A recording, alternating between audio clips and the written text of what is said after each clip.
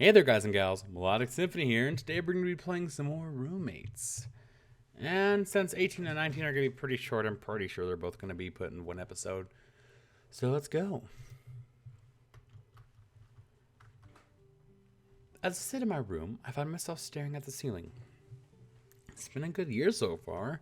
I've had a lot of fun, gotten used to college life, I've even gotten together with Rakesh. As I think about what I've done this year, I can't help but feel like I haven't really made a lot of progress on my greater goals. I mean, this college stuff is all right and all, but how's Back Alley Flash really doing? We've had a few good shows at Christmas, and we've done one or two shows, and I don't know, it feels like I've got to throw one final show for the first year. Really get my name out there. It's going to take some work, but if we pull it off by the time school starts up next year, we could be a campus legend.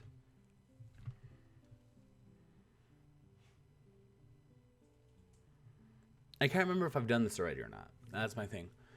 I know I'm definitely doing it with hands, so yeah, just skip it. Then again, maybe I'm just being paranoid. I've done great this year. No need to push myself. I know I have the floodlights all to myself soon enough. I give a stretch after another long day of classes. I'm looking at the stairs thinking of how nice it's going to be back in my room. On my way up, I hear Sally and Isabella arguing. I don't know what it's about, but I'm glad I'm not involved. I try to take the long way around and just head over to my room. And once I'm back in my room, I put on some headphones and get back to business. Rakesh and I don't have to fight like that. Huh. It's still early in the quarter, and I'm not sure what to expect from Professor Merriweather. Still, it should at least be entertaining. All right, you're in this class, you've probably got the basics down, which means it's time to start getting serious. Now, normally we do this sort of thing in a lab, but today is special for two reasons. Number one, some brain genius decided to mix glycerin with KMNO4 in our labs, meaning that there's now an opportunity for an alternative environment learning. Secondly, the morgue is full and my contact is on the cheap. And as soon as she says that, one of the professor's TAs walks into the room pushing a cart with a blanket over it, and a suspiciously body-shaped lump under the blankets. And this is a 103 class, I'm pretty sure we're not up to this stuff yet. Though as soon as I see the look of glee on the professor's face, I know we're gonna do this. Alright, better question. Who wants to make the first incision? Don't worry, he's dead. He complains very little. Around the room, everyone seems unsure what to do with this. A few hands tentatively go up. Come on, you won't get a chance like this for another 2 or 3 years. Professor, is this, legal? Oh, I'm sorry, I thought this was biology, but apparently it's intro into law. As it turns out, I probably have a degree in that too, so how about you shut up?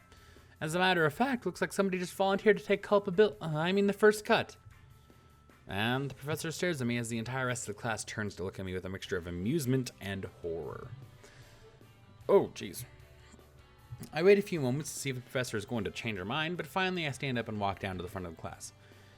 Here you go, Captain Rules. How about you choose our lesson plan for today? Pick a spot, we'll examine whatever you cut up.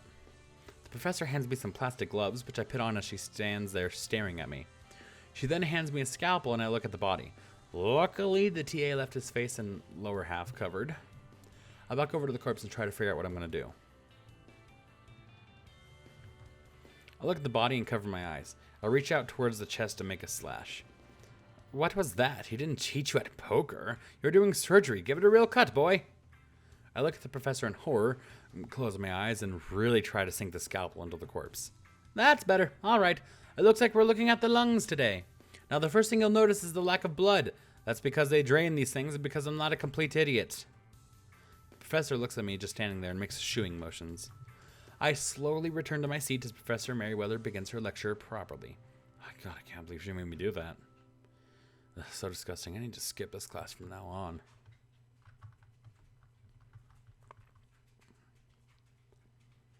God, I'm already at like 760. Yeah. Oh, I actually have to... Where's my... Oh, it's still there. Okay. Bam, bam. God, I'm starving. Luckily, the cafe is on the way home, and a sandwich sounds perfect right now. As I open the door, I see Isabella and wave hello. She smiles, but she seems to be busy. As I'm sitting down with my food, I notice Chad coming in. Ugh, let's make it ugly. I stick to my seat, but I don't exactly call for his attention. I may not be afraid of a little trouble, but that doesn't mean I need to go looking for it. Besides, I should be here in case Isabella needs my backup, but I don't want to start drama. Luckily, Isabella doesn't notice him at first and just keeps serving other customers. Finally, after a few moments, I hear Chad clearing his throat loudly. Hey, Isabella, I don't get to have a word or nothing? I don't see why you should get a word in. Do you honestly feel like there's something to say? Because I don't particularly. Come on, don't be like that, baby. Look, I'm sorry. I screwed up. Doesn't mean we can't have some good times, right? You really think that's all it's going to take?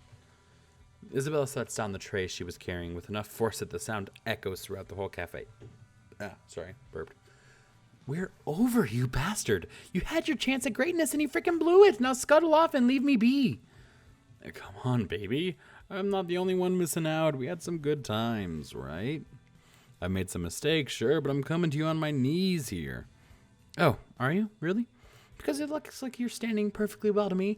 You don't even have flowers or chocolates or anything. You're not even trying. Don't get me wrong. I'm glad you didn't bring me flowers. I'd hate to think you wasted your money. Are we done here? Come on, you think you can do better than me? Just forgive me already. Are you kidding? I could find a better man than you out behind the dumpsters. Chad turns red in anger for a moment. Are you kidding me? I'm the best thing that ever happened to you. I just gonna understand. I think for a moment about jumping in and sticking up for Isabella, but then I realized I'd just be butting in. This is between Isabella and Chad. She doesn't need me sticking my nose in. No, Chad. The best thing that ever happened to me was finding out early that you were a boneheaded, selfish asshole without a lick of sense to you. If you had any of those, you wouldn't have treated me the way you did. So why did you think I'd want to have anything to do with your ridiculous ass? Hey, look, I'm just saying, You're just saying, hey, sucker, I want to treat you like a possession and sex toy. Why won't you come back into my pocket where you belong?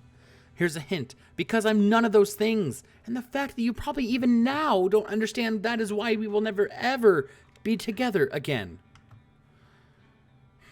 Chad looks completely stunned by Isabella's charade. He's just standing there slack-jawed. I'm sick of you taking up my air. Jack off. I'm gonna be in the back. If you're still here when I get back, you're gonna be the sorriest sack of crap in this whole school. Isabella stalks off to the back, completely ignoring Chad. And for his part, Chad just shakes his head and turns to leave. He can't muster a quip or a line. He must have been completely defeated.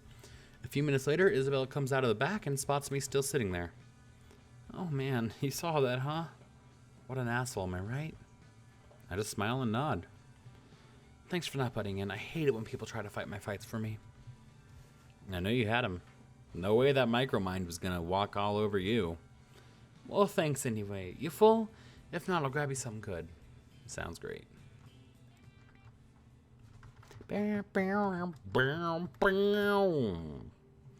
Well, just another night at home, hitting the books. Well, that's a bit of an exaggeration. My study's about as hard as a piece of notebook paper in a windstorm.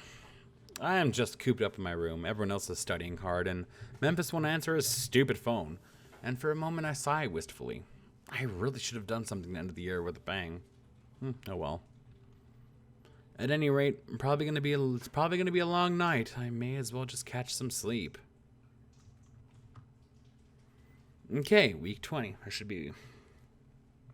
Yeah, there's gonna be the second half of the event going on this time, and it's the one where it's like truth and deception and all that fun stuff. God, my head's been hurting a little bit today. But yeah, so that's it with this episode. Thank you guys so much for watching. Leave a like, comment, or subscribe if you want to see more. And I'll see you all in the next one. Bye-bye!